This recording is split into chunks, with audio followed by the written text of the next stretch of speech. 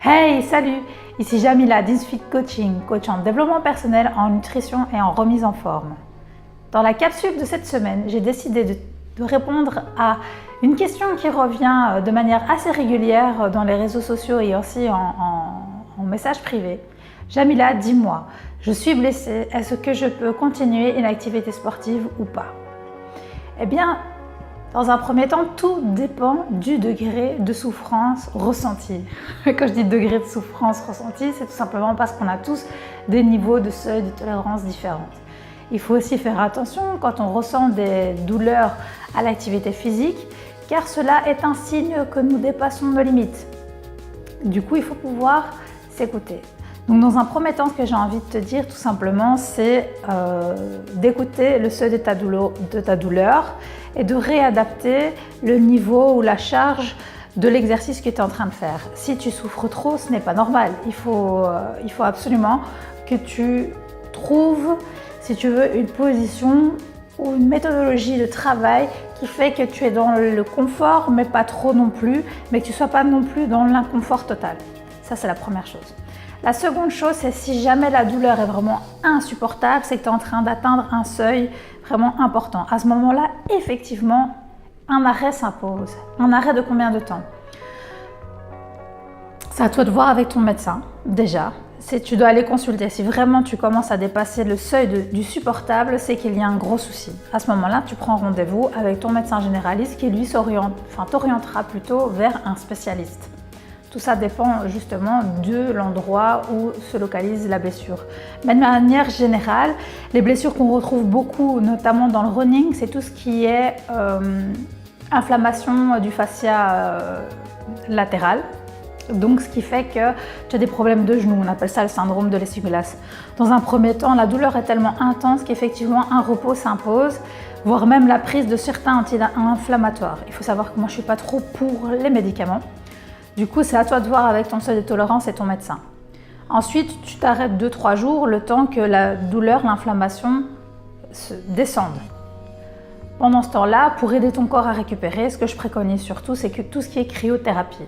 Pour la cryothérapie, c'est quoi? Ça consiste à appliquer des compresses froides ou aller voir ton médecin qui en fait aussi, mais avec d'autres techniques, plus avec la haute technologie, quoi. C'est vraiment apporter faire abaisser le degré, si tu veux, d'inflammation, parce que l'inflammation fait que ça dégage une chaleur et c'est vraiment aider ton corps à récupérer par la cryothérapie. C'est la première chose. La deuxième chose, comme je t'ai dit, c'est le repos.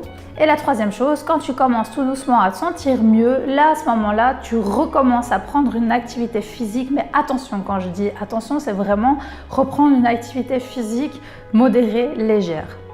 Ce qui peut arriver aussi dans le cas de tendinite. Par exemple, moi, ça m'est arrivé il y a encore 3 semaines. J'ai une tendinite du coude, une épicondylite, comme on dit. Et c'était une phase inflammatoire assez importante. Et pourtant, j'ai un haut seuil de tolérance à la douleur. Et du coup, il m'a été préconisé de mettre une coudière. Donc, j'ai ça et je la mets encore quand je sais que je vais beaucoup utiliser mon coude et que ça va trop le solliciter. Pour justement ralentir le mouvement, pour ne pas apporter une surcharge de travail au tendon et pas réactiver l'inflammation. Il est impératif, contrairement à ce qu'on nous disait avant, quand on a une blessure sportive ou pas, ou quand on a même la jambe ou certaines parties du corps cassées, de maintenir une activité. Pourquoi? Parce que la fibre musculaire se reconstruit quand elle est en mouvement. Si elle ne stoppe pas, on ne réactive pas le processus de guérison.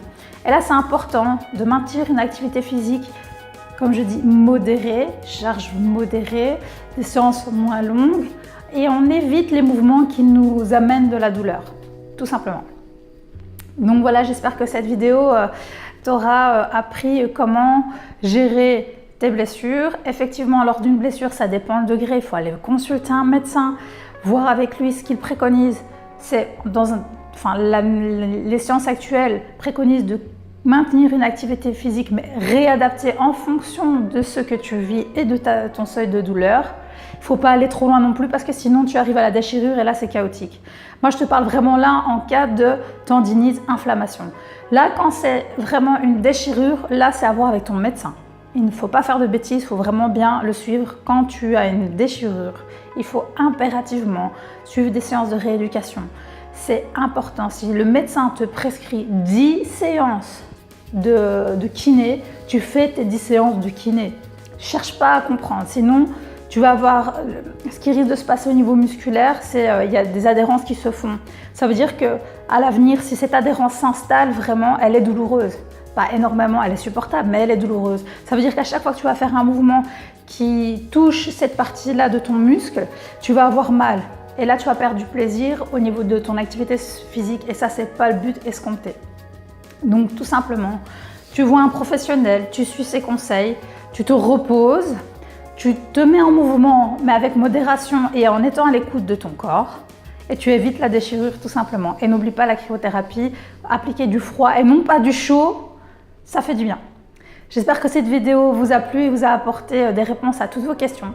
N'hésitez pas à me mettre en commentaire si vous en avez d'autres, si vous êtes d'accord ou pas et pourquoi. Mettez un pouce bleu, ça fait toujours plaisir de voir qu'on est soutenu et ça donne envie de continuer. Et je vous souhaite une excellente journée. N'oubliez pas de vous abonner à la chaîne. Ici, là, il y a le petit bouton abonner pour ne rater aucune prochaine vidéo.